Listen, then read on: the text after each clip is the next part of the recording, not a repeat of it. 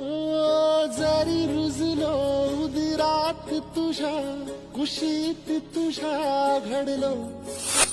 स्वार्थाचे तट बांधत सुटलो अनवैरी तुझे ठरलो चालवुनी वैराचे नांगर नासवली माती छिन्न तुझ्या देहाची ही चाळण उरली आता हाती